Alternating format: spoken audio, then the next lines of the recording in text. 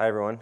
My name is Traun Leyden. I'm from Couchbase, and I'm going to talk about best practices for basic Couchbase Mobile in the cloud, how to scale it, how to performance test it.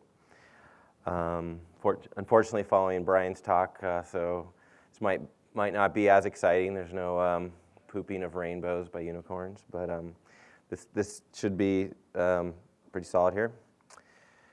So, just for those who aren't familiar with Couchbase Mobile, I just wanted to give a real quick overview. You've got all your mobile clients that are outside of your private cloud or your data center or wherever you have them, and they're going to be connecting to Sync Gateway, which is it's basically a share nothing tier of servers. It keeps some stuff cached in memory, but it doesn't actually store any data. All the data gets stored in Couchbase Server. The idea is that the Sync Gateway nodes can scale horizontally, and so when you have more load, you can throw more Sync Gateways at it. And likewise, Couchbase Server can also scale horizontally.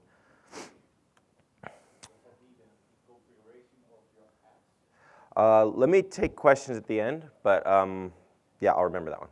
Okay. So, I want to do a deep dive on some of the nitty-gritty of the scaling challenges with this architecture. One of the biggest challenges is that you've got clients are actually going to keep sockets open a lot longer than something like a web browser. So we have two ways that clients will connect to Sync Gateway. On the iOS side, it will try to use WebSockets, and it will fall back to HTTP long polling, aka Comet. And the reason it does that is so it can get and show changes that happen in the cloud with very low latency on the client. So, you can imagine two sales associates. They each have a Couchbase-like client, and when one updates a record, you want the other one to see that. If they're happening to be looking at the same record, you want them to see that as fast as possible. So the way that's achieved is actually very similar to, let's say, the Apple push notification service, where there's a socket essentially kept open while the app is running. There's a guy, James, on our mobile evangelist team who's made an example of like an alternative to this, which has some scaling implications. And instead of using something like WebSockets or HTTP long polling to keep an open socket for the changes feed, you can actually just bootstrap on the Apple or Google Cloud push notification service, and so your app will get a notification over that, and then it can kick off a sync and pull the latest data. But I'm mentioning this because it's the default configuration. It's what, if you run it out of the box, you're going to have this issue. And basically with I should mention there's different behavior on the different apps. So iOS, I think, will background the app after 30 seconds, and then that, the OS will kind of shut down that socket. Whereas on Android, it will actually allow the app to live longer in the background. So if you're a server administrator and you've got all these mobile clients out there deployed, and maybe people open the app and then forget about it, gets backgrounded, it's going to be keeping these sockets open a long time. So if you don't kind of have if you don't have keep a handle on that, it will start killing your server, and you have too many open sockets. One of the real nasty problems that comes out of this is that clients will abruptly disconnect. So they will, it's like the equivalent of having someone come out to your laptop and unplugging the Ethernet. And if you have a chat application open, the server's not going to know, because essentially the client end of the socket does not get closed. And so the server has no idea that the client has actually gone away. And by default with TCP, what will happen is the TCP stack on the server will be trying to make sure that socket's still alive. And so it will be sending these TCP heartbeat, keep alive things. And these things can actually stay open, and we've done extensive sort of investigation of this. They can stay open by default up to, for up to 2 hours. So if you look at netstat on your server, you'll see all these sockets, from clients that had abruptly left up to 2 hours later. So if your high water mark that you can handle on your server starts to get exceeded by that, one possibility, and we're not necessarily recommending this, but it's worth knowing about to look into tuning if you start running into problems here, is that you can on Linux, we've documented how to tune the sort of behavior on the how long. So we can essentially, you can tune this 2 hour window. You can tune that down to like a few minutes, but it's not without. You don't want to do that without knowing what you're doing, because that will actually cause more traffic to be sent on your network, because it increases the frequency of the heartbeats, which is going to put more strain on your router and so forth. But it is possible. Another scalability challenge with running Sync Gateway is Couchbase Views. So they're expensive operations. They have to do the whole scatter gather across the cluster. All of our views are. I don't know if anyone saw Chihan's talk about secondary indexing, but he touched on the sort of stale equals false views, which essentially forces it to give you information like as of the current timestamp that you're requesting it. So it kind of has to wait for things to come out of its buffer so it knows it has all those records before it returns you the value. So because of that, that's one of the things you really want to look at in terms of your scalability bottlenecks is if you're adding your own views, which is possible, you have to be mindful of that. There are specific recommendations of the number of CPUs you want per view. The sort of going word around the office is like, I couldn't find this in our documentation, but all the support people I asked, this is sort of like you want like 1 CPU per view. Sync Gateway uses 8 Couchbase views, 4 of which are like these housekeeping views. I think those are actually relatively lightly hit, but some of the other ones are related to access control, and those can get hit pretty heavy. And it actually depends on how you structure your Sync Gateway sync function. For example, if every document you add will cause a user to be granted new access to a channel, that's gonna basically trigger a view lookup. And so if you make a mistake in your sync function and do something you probably didn't want to do, that will trigger a lot more view lookups that you want, and it's going to really affect your performance. So we're still figuring these out, but I'm going to share pretty much what we know so far on the best practices.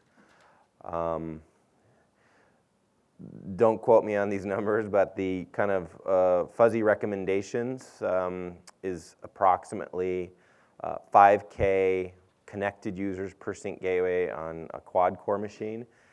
And when I say connected users, going back to that first slide where I was talking about, when they have that open socket for that changes feed or that web socket or HTTP long pole, that's kind of what we're calling connected users. So you'd be able to support a lot more users that are mobile users. They might open the app once per day. In certain use cases, they might open it more often. But this is kind of like your peak high watermark connected users. But obviously, that's gonna, that number is gonna depend, how often people connect, what kind of hardware you have. If you have a little more hardware, you can probably support more than that, and then going back to the views, how heavy you are on the views. And the takeaway, and I'm going to get into this later in the talk, is that you really need to do your own testing and before you deploy, so you can kind of get your numbers in your particular use case. Another best practice is that it's kind of a no-brainer, but I'll mention it. You want to use a load balancer to distribute your load amongst the sync gateway instances. As far as considerations, it's actually it's pretty easy because there's no sticky sessions, so you can kind of just like stupidly route to any sync gateway, and you don't have to worry about keeping like one client. You don't have to try to pin them to a particular sync gateway that you had sent them before. You can just kind of send them anywhere. So we know Nginx works well with sync gateway. We have a configuration out there. The tricky part with load balancers is the WebSockets. So default, our first sort of naive Nginx configuration out of the box didn't actually work with WebSockets. And I forget exactly the parameters, but we had to tweak the Nginx config. We have a documentation on that. We have it in our developer guide. We have actually a whole section dedicated to load balancers, and I think it's kind of focused around Nginx.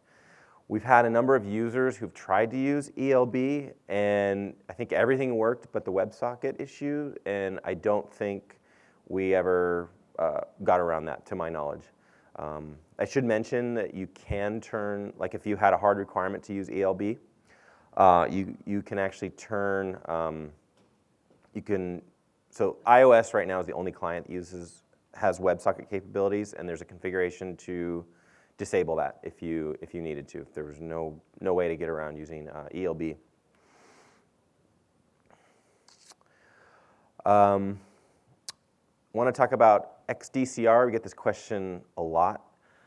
So for those of you who don't know, XDCR is cross-data center replication, and if you have, let's say, a Couchbase cluster in Asia and you have a Couchbase cluster in the US, and in this, for this purpose of this talk, let's say you've also got sync gateways on both sides.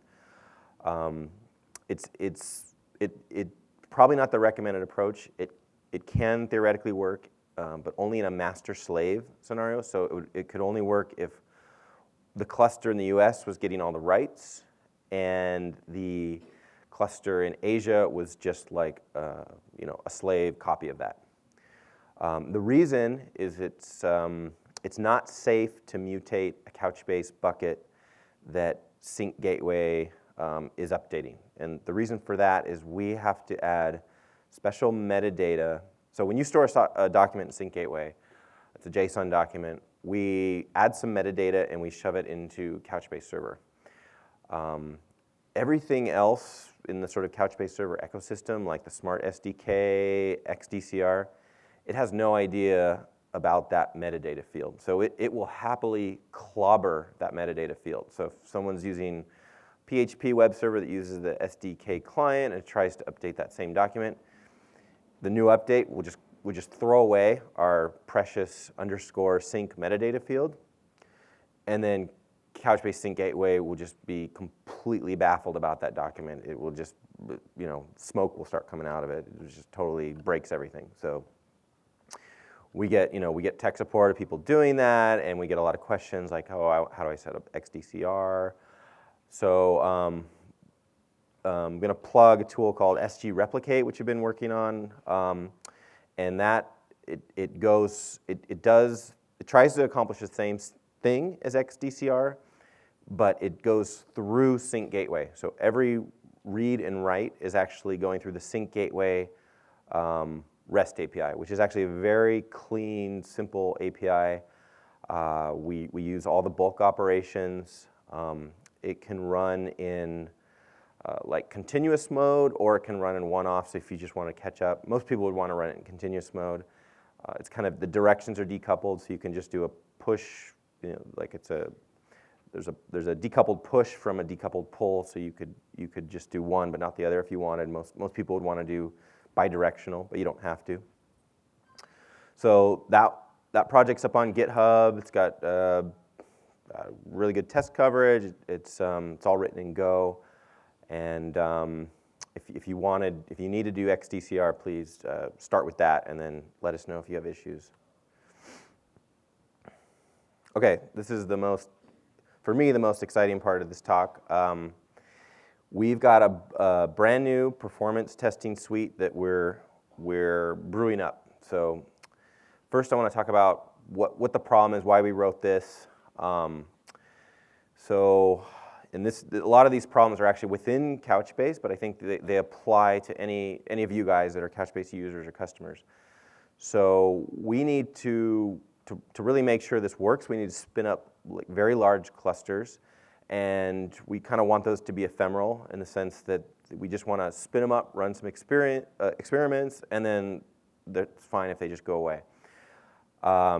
We want testing teams or maybe testing individuals to have their own performance testing cluster.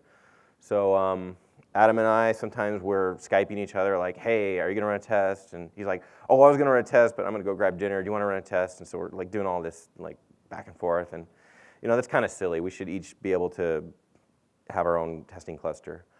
And then in terms of like cost, it makes sense to have something very elastic and ephemeral, just because with a dedicated cluster, if you size it for your high watermark, there's going to be a lot of idle time, and you're basically paying for that idle time because you've invested in the equipment and the network and all that. So we want this to work on cloud providers and bare metal, and so far, we haven't had, between, let's say, Couchbase and our customers, we haven't had a shared performance testing suite for the mobile backend that we can kind of all contribute to and improve. So we're right in the current state of things, we're just duplicating effort because people that evaluate us, they go ahead and build their own performance test suite, and they spend a lot of time doing that. So we're trying to reduce that duplicated effort. We want you to use this tool.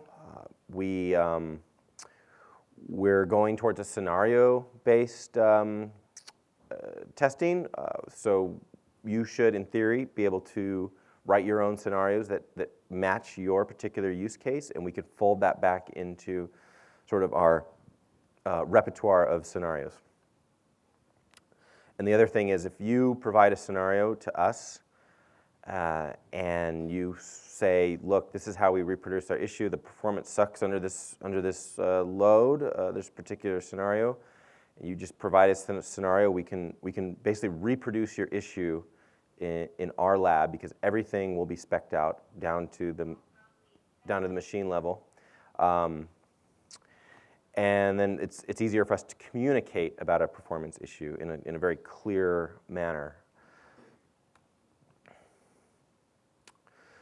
So this is what currently makes up this performance test suite. It's a little misleading because I mentioned AWS CloudFormation, but we're trying not to be too tightly bound to AWS. But in the current state of things, we're hinging on AWS CloudFormation to spin up the actual cluster. And for those of you who aren't familiar with it, it's very simple. You can think of AWS CloudFormation as a JSON file that's got a recipe that lists all the instances you want, their AMIs, and other specifications about the instance. And then you just fire it at AWS, and it will start it all. So it's the alternative to like going one by one in the UI, and if you have 50 instances, someone's going to be of different types or something. Someone's going to be doing a lot of tedious work to spin that up. So we're trying to keep it as automated as possible. The other big component is Ansible, which is a software provisioning tool. It's like Chef or Puppet. We liked it better because it doesn't presuppose anything on the server, so it doesn't. You don't have this bootstrapping problem where it's like with Chef or Puppet, you have to install the Chef or Puppet components on the server, but how do you get those installed? You need something like Chef or Puppet. So, Ansible just expects an SSH daemon on the server. For our load generators, we have 2 right now. We're in the transition between something called gate load, which we brewed in-house, and we're transitioning to Gatling, which is kind of the industry standard successor to JMeter. It's written in Scala. It's a really nice tool. So, and then the other component is right now for monitoring and analysis, we've been focusing our energy on Splunk. So I actually will skip over that because I went over that already. Likewise. So when you spin up an AWS CloudFormation, what you have to give it is the number of Couchbase server instances you want, the number of sync gateway instances, the number of load generator instances. You have to pick the instance type for all the above, which you want to reflect what you're planning to deploy on. And for the AMI, you can just give it. It doesn't expect much right now. It just expects a stock CentOS AMI. And then the JSON is actually generated by a Python script. It's a very simple, thin Python script. But the reason we use a Python script here is so that if you want to make big changes, you don't want to be going through this JSON and copying and pasting these big blocks of JSON. So it's a Python script that just takes the above parameters and then spits out a CloudFormation JSON. And then you just launch it with the CLI tool. So this is what it looks like to provision the cluster. We've got these Ansible playbooks, and actually the first one needs to get renamed. It should be installed sort of package dependencies because it installs Go and some other sort of yum install things that we need. The second one will install the Couchbase server packages, and then it will install sync gateway.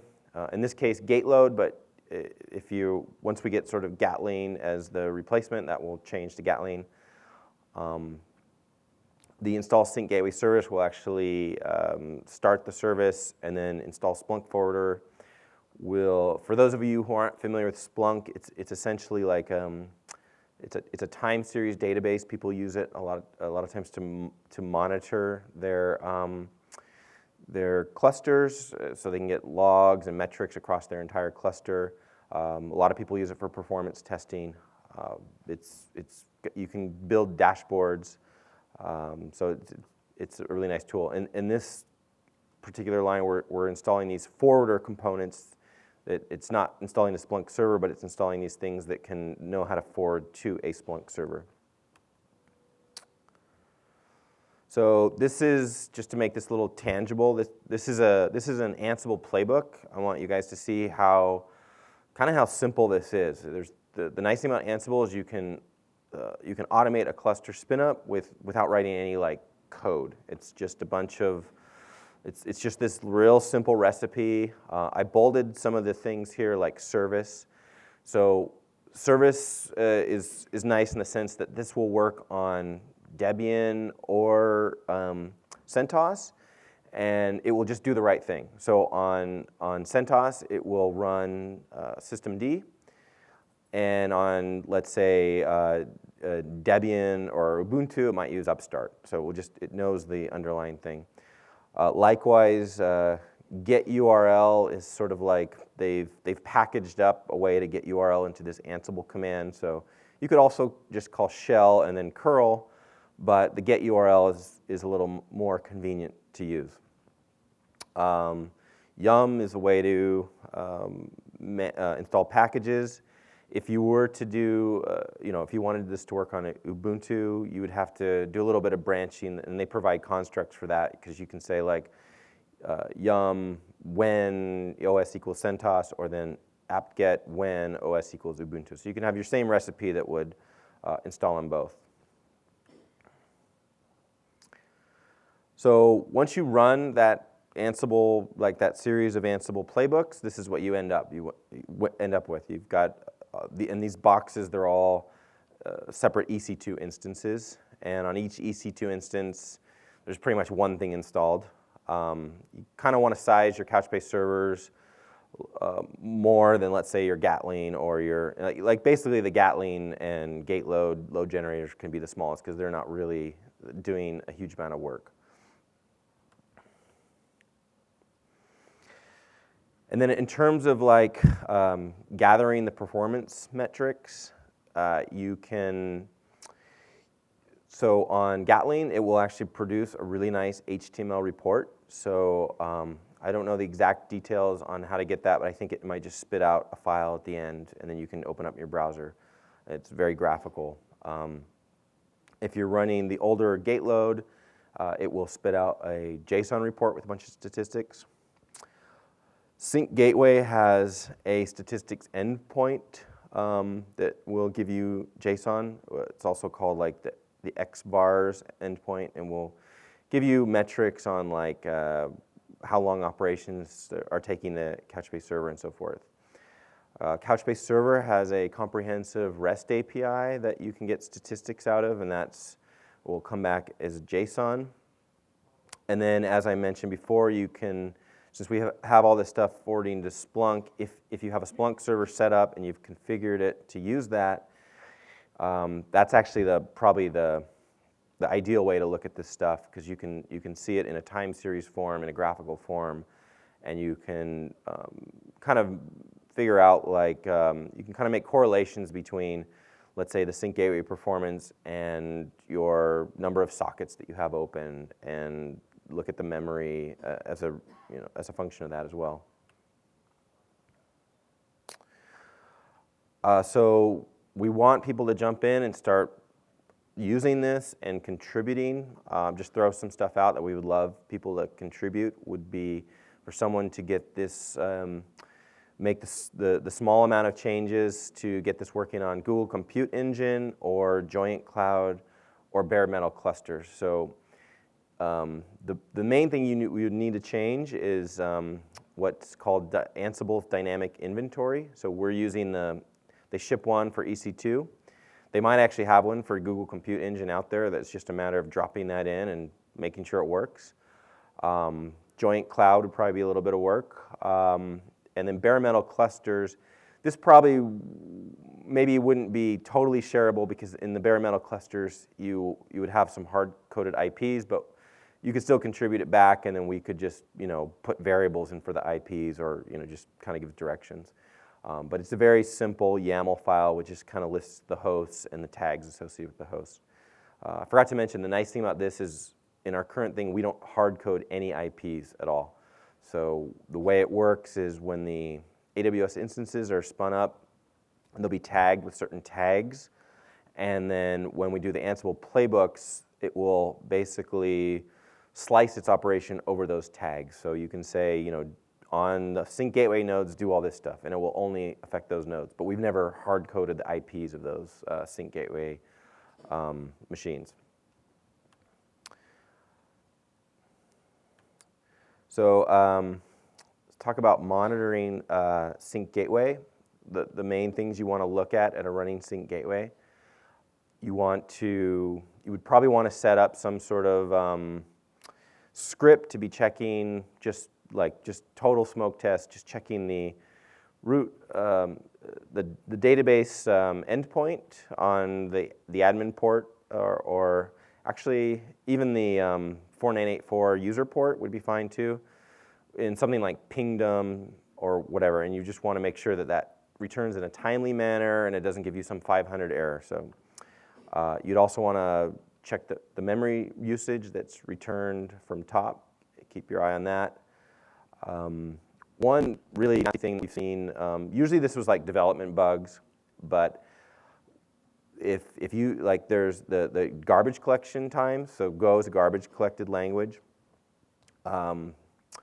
If those are really high, you're in trouble. So you want to keep a very close eye on the GC times, and that's exposed from the XBars, which is basically a JSON endpoint that Sync Gateway exposes.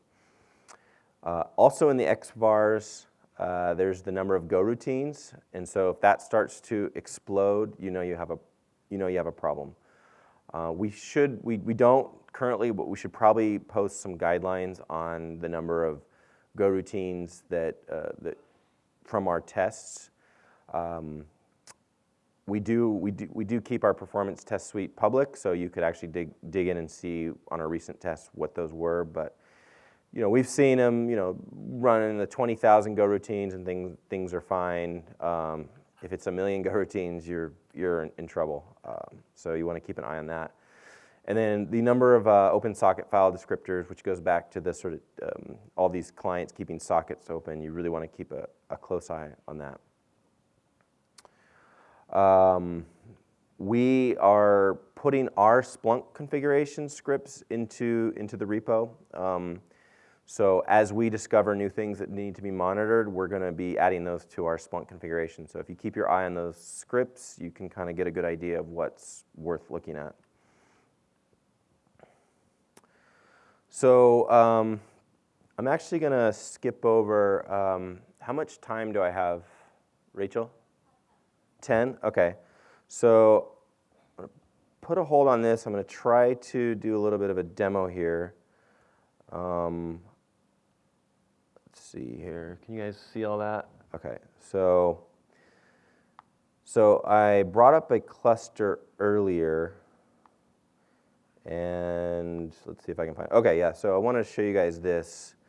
So this is the Ansible output. Like, well, that's a lot of stuff. But yeah, so here's the command I ran that I mentioned on the slide earlier, this sort of bunch of these playbooks. And this is what it looks like. So Ansible is going to, gives you this nice color-coded output about everything it's doing. So in this case, since this was like a rerun, I had run it before and it was rerunning, it's putting this in yellow because it goes and you tell it to install Git and it says, oh, Git's already installed, I'm not going to do anything. So it codes that in yellow. And then these are, all the errors will show up in red. Basically what it was trying to do is uninstall the Couchbase server because we're trying to make all this idempotent. So it tries to uninstall the Couchbase server, but it fails because there is no Couchbase server, and so it spits out an error. But there's an Ansible flag that you can say ignore errors on this particular step in the recipe. So in this case, it just ignored it. And then, I'm not going to go through all this output, but it spins up the whole cluster. This took about, I did this before the talk. This whole process to spin up took about 10 minutes. And then the other thing, so I tried to kick off a, okay, yeah, it's still running. So I kicked off a gate load process, and it's got a, actually let me try to show you the config here, see if I have it anywhere. Oh, here it is.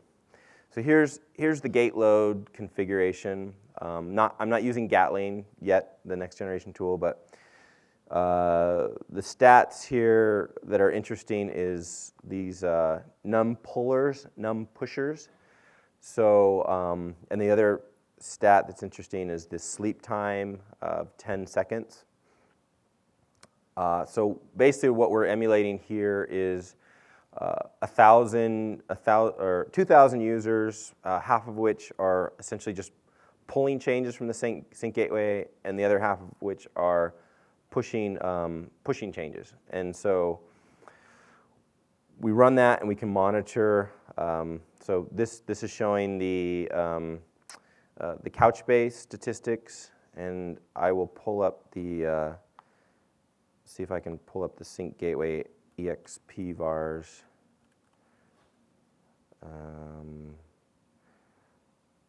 Oh, you know what? I'm not going to be able to pull those up because of the ports. But what I can do maybe, let's see, might be able to pull up a past run from our performance testing server.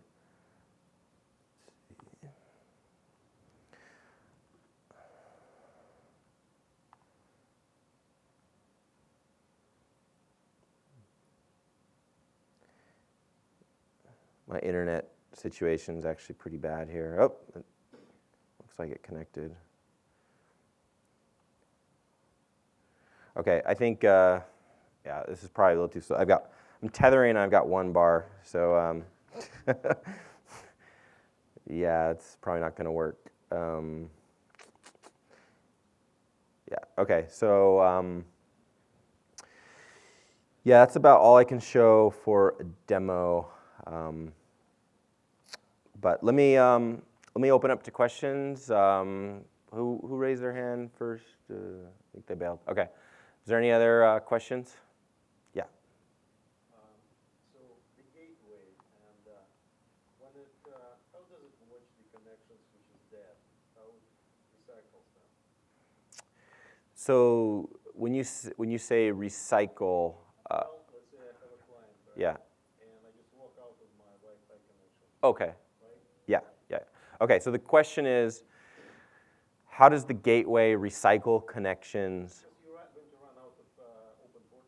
Right. Right. Yeah. So how does the question is, how does the gateway recycle connections when clients abruptly disconnect, like walking out of the Wi-Fi? Great example. So that happens automatically by the TCP stack. So the sync gateway doesn't have to do anything in particular. Like the point is though that those connections aren't recycled immediately. There's this lag time. So yeah, yeah. So well, it's basically up to the TCP stack on the Linux kernel to recycle those. Yeah, but there's a timeout, which is like 2 hours. Yeah. So yeah. So if you absolutely need to tune that down, we have documentation on the Linux kernel settings that you can get that. I think I got it down to 5 minutes or something. But there's caveats. So you don't want to do that without knowing what you're doing because you're going to increase network traffic. yeah, but network traffic is going to increase because can I just manage my heartbeats, make them? Because if you don't get the heartbeat right, Yeah. it means you lost the client. Yeah, so the question is, can you manage your sync gateway heartbeats? And the answer is unfortunately no, because this is a lower level socket thing. And it's the same, you're gonna get the same problem like on a desktop client that abruptly connects. It's just the server doesn't know that the other side of this connection has just abruptly disappeared. And it's more of a problem on mobile because of the situation you mentioned, and people walk out of the Wi-Fi. But The reason I know is because I built a similar system for a security company. And long poles are not going to work for you guys. Well, that's why we scale horizontally. So when one server is reaching its capacity for the number of sockets, your Nginx load balancer can go to other servers. Okay, so you rely on HTTP server to do that. Right? Yeah. Okay. Yeah. But great question. We'll catch up. We can catch up more on that. Yeah. That problem will go away when you bootstrap to Android and iOS notification service. So the question is, will that problem go away if you bootstrap on the iOS or Android notification server? Yes, that's one of the nice things about that. You basically completely throw away that problem. The other thing you solve with that is that when the app is backgrounded, if you're using that WebSocket or HTTP long pole, on both platforms, it eventually get backgrounded and the client will close the sockets. But at that point, the app cannot, it's not going to be notified of any new changes, so it's kind of in this dead state, right? So unless the user opens it, it won't know about new changes. So with the push notifications, then you can kind of accomplish 2 goals. You can get the app into the foreground if you want it, if you want to like get it in front of the user, and then you can also sidestep that issue of too many open sockets on your server. Yeah. So you added some numbers about 5K in client traffic. Yeah. Is it bound by I/O or CPU or disk, or because now we're talking about So yeah, so we're wondering that ourselves. So we're getting to the bottom of that. Yes and no. What we're seeing is as we increase the number of clients, we're seeing like longer and longer latency. So if I had to give a short answer, I would say it's bottlenecks in the sync gateway code that we are actively tracking down. And yeah, we were hoping to bump that number much, much higher. Yeah. Yeah. Okay.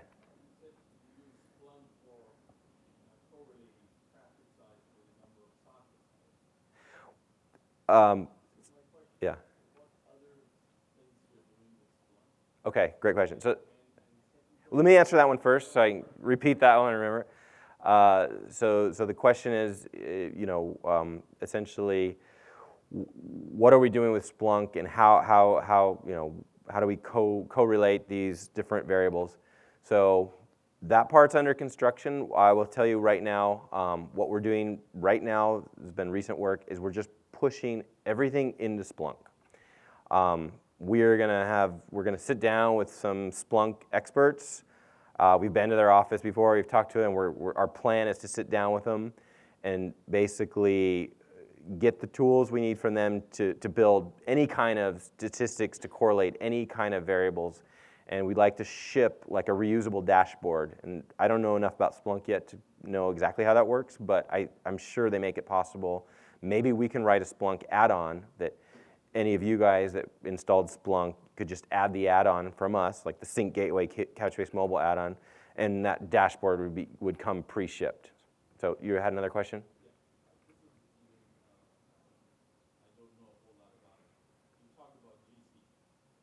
Yeah.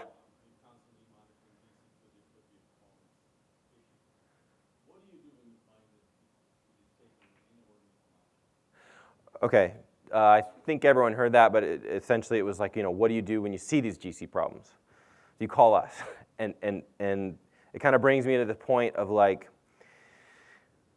we would love for you to be able to like reproduce that with the performance test suite. So you see it in the wild, right?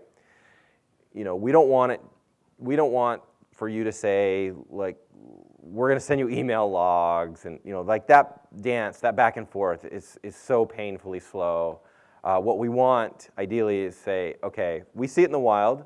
Now we're going to repro it on EC2. Now we're going to hand you the scripts that we use, which should all be based. It shouldn't even be. I mean, you should just hand us the parameters. Say if you guys run with this scenario with this parameters, you're going to see GC go through the roof. What's going on?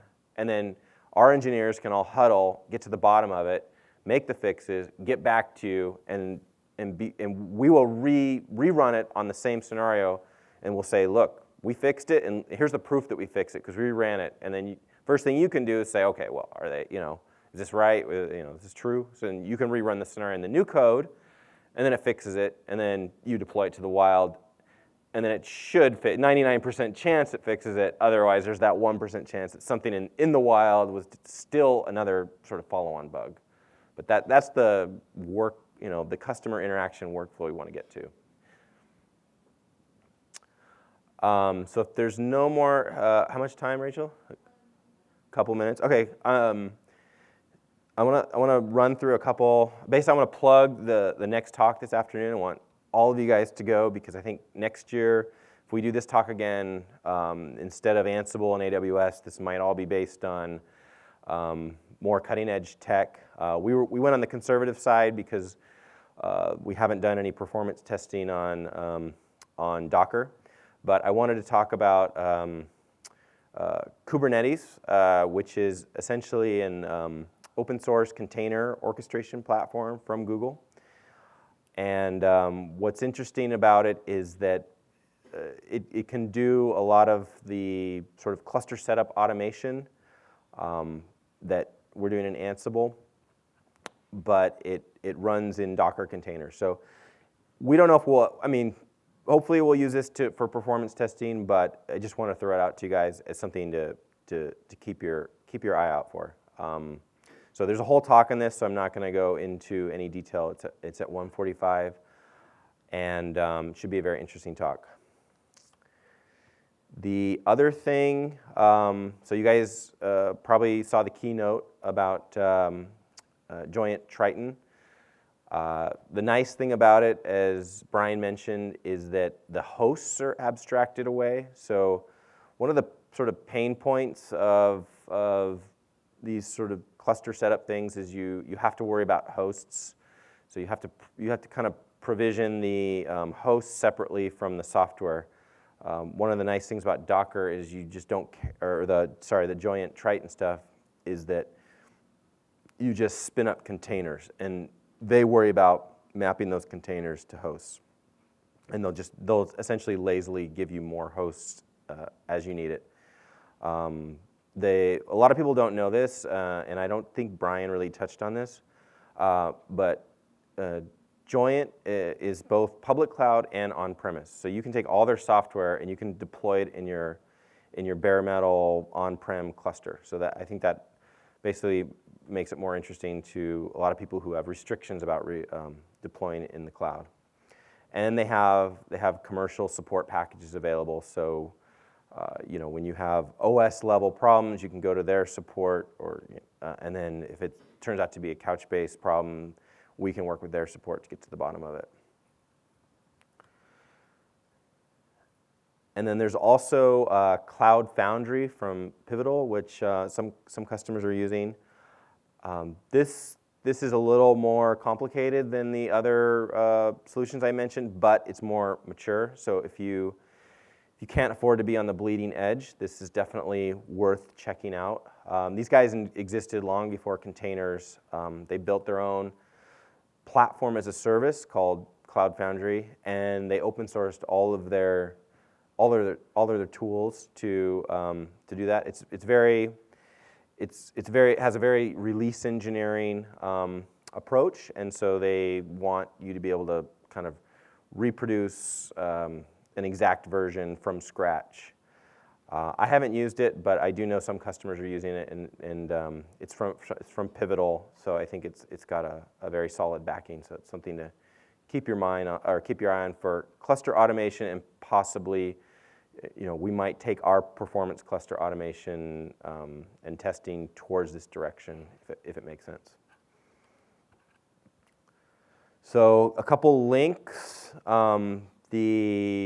The main link is the top one, which has all the Ansible playbooks, CloudFormation scripts, and we've got a very thorough README. So this morning when I spun up our cluster, I was just actually following the README. So please give that a shot. We've also got, if you want to play with Couchbase on Kubernetes, definitely go to the talk, but here's the link to the repo if you want to jump into that. And then we've got a couple blog posts floating around about how to run, like this one is basically just this long step-by-step recipe of how to get Couchbase up on Joyent Triton. So thanks a lot for coming. Thanks for all the great questions, and thanks again.